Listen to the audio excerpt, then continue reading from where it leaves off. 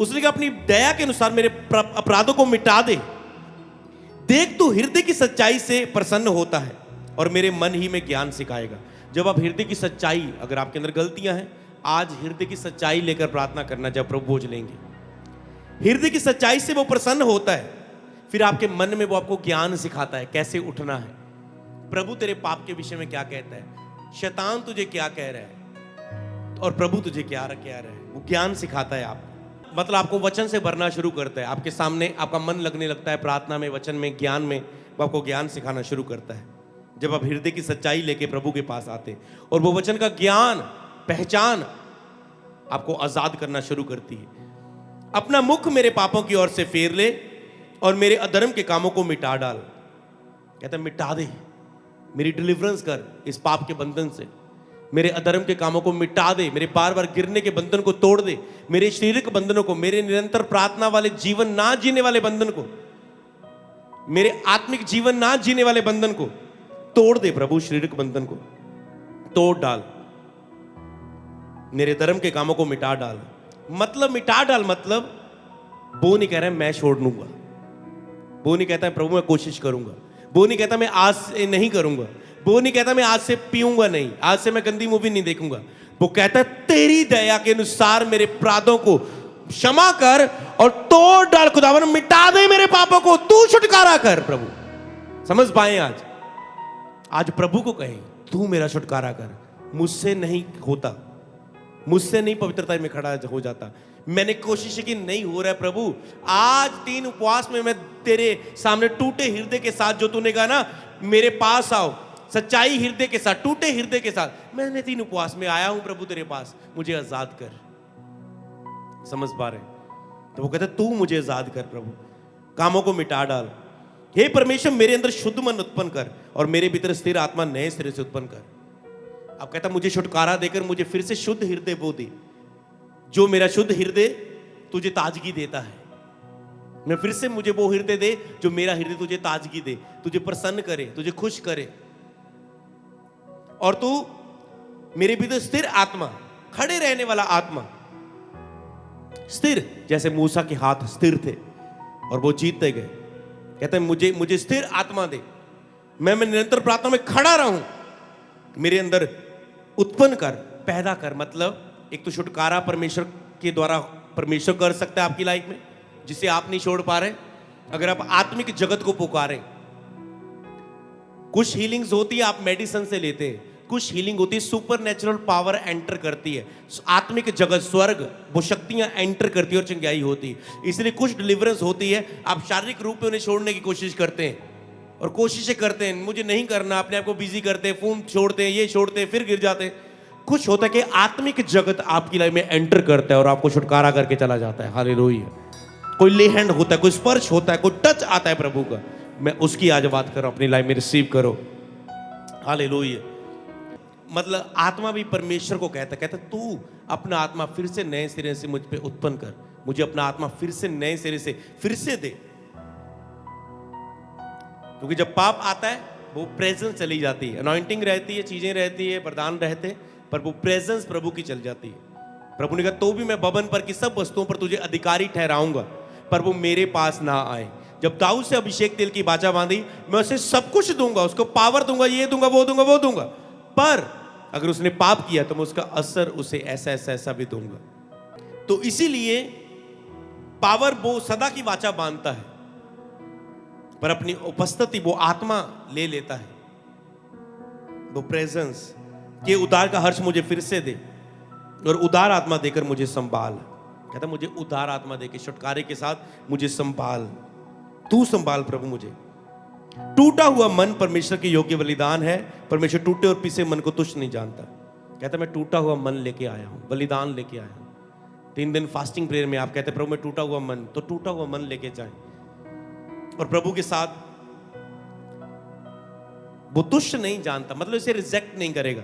जब आप टूटा हुआ मन लेके आएंगे, हमेशा वो उसे जोड़ेगा, हमेशा वो आपको स्थिर आत्मा देगा, फिर से आपको खड़ा करेगा, फिर से आपका हाथ पकड़ेगा, फिर से अपना हाथ आपके ऊपर रखेगा जब भी आपका हृदय टूटा होगा। हालेलुया। अब यहां पर 51 आयत में दाऊद क्षमा मांगता है आत्मा मांगता है, स्थिर आत्मा मांगता है। और 89 में 99 में परमेश्वर दाऊद के साथ अभिषेक तेल की वाचा बांधता है। हालेलुया। आपको सुनना है अपने लिए भी कुछ इस तरह का। हालेलुया। तो 20 में क्या लिखा है? भजन संहिता 99 की 20, मैंने अपने दास दाऊद को लेकर अपने पवित्र तेल से उसका अभिषेक किया है। हालेलुया। कहना चाहता है कि मैंने अपने दास दाऊद को पा लिया है, मैंने उसे अपने पवित्र तेल से अभिषेक किया है। कहते मैंने अपने दास दाऊद को पा लिया है, मैंने अपने पवित्र तेल से उसे अभिषेक किया है। पवित्र तेल से अभिषेक किया का क्या मतलब है? अभिषेक किया गया का क्या मतलब है? और उसके साथ कहता है मैंने वाचा बांधी है, जे अभिषेक का चिन्ह है। वो वाचा कौन सी है? वो अभिषेक का चिन्ह है कि परमेश्वर दाऊद के साथ होगा, नंबर 1। दूसरा, उसे सामर्थ देगा। तीसरा, परमेश्वर दाऊद को अधिकार देगा। चौथा, परमेश्वर दाऊद की अगुवाई करेगा। कहता मैंने वाचा बांध दी दाऊद के साथ और मैं कभी मुकरूंगा नहीं। समझ पा रहे हैं? आपको भी उस लेवल तक प्रवेश करना है 40 उपवास में कि प्रभु का हृदय इतना आप प्रसन्न करे, ताजगी दे कि वो कहें मैंने तुझे पा लिया है और वो तेरे साथ अभिषेक तेल की वाचा बांधे। अब मैं बताऊंगा कि वाचा ये क्या चीज है। कहता है मैंने अपने दास को लेकर पवित्र तेल से उसका अभिषेक किया, मेरा हाथ उसके साथ बना रहेगा। इसे अपने लिए सोचो कि आपके साथ ऐसा होने वाला है। ओके, कल्पना करो कि मैंने अपने दासी के साथ अभिषेक तेल से उसका अभिषेक किया है। 40 उपवास के बीच आपको पता है आपका लेहंड भी होगा, तेल से अभिषेक भी होगा, या 40वें दिन या कुछ। तो आपको पूरी तरह से निरंतर प्रार्थना में रहना है ताकि वो अभिषेक आपके ऊपर ठहरे। हालेलुया। जो इस साल का होगा। हालेलुया। मेरा हाथ उसके साथ बना रहेगा, मेरी भुजा उसे दृढ़ रखेगी। दृढ़ रखेगी आपको। कई बार आप बढ़ते हैं, ये वाचाएं होती जो कई लोग क्यों नहीं गिरते? ये वाचाएं होती है क्योंकि एक समय उन्होंने प्रभु को बहुत प्रसन्न किया होता है, हृदय को बहुत ताजगी दी होती, प्रभु के हृदय को बहुत प्रभु के साथ रहे होते, और फिर प्रभु एक बार वाचा बांध देता है, फिर वो लेता नहीं। वो अनॉइंटिंग देता है और वापस नहीं लेता, वो वरदान देता है और वापस नहीं लेता, पर उसके साथ वो कुछ कहता है, कहता है वो उसे दृढ़ रखेगी। जब ये अभिषेक आता है फिर वो खुद ब खुद आपकी लाइफ में काम करता है। हालेलुया। जोर से बोलो हालेलुया। मेरा हाथ उसके साथ बना रहेगा और मेरी भुजा उसे दृढ़ रखेगी। प्रभु उसके साथ रहने का वायदा करता है, उसे दृढ़ बनाए रखने का। जब अभिषेक आता है तो अभिषेक ऐसा भी नहीं है कि चीज 3 अभिषेक जैसे मैंने बताए थे कि एक आता है कुछ समय के लिए आता है, एक वाचा के रूप में आता है जो सदा के लिए आपकी लाइफ में काम करता है। अगली आयत को आप पढ़ेंगे, 22 आयत आपके स्क्रीन पर होगी, जोर से पढ़े इसे।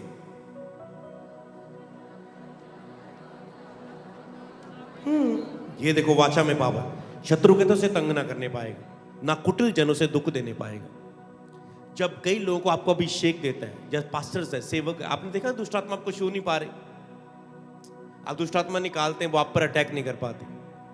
पर मैं आपको एक चीज सिखाना चाहता हूं, ये वाचाएं होती है, ये आपके साथ कई बार वादे होते हैं कि शैतान आपको टच नहीं कर पाता।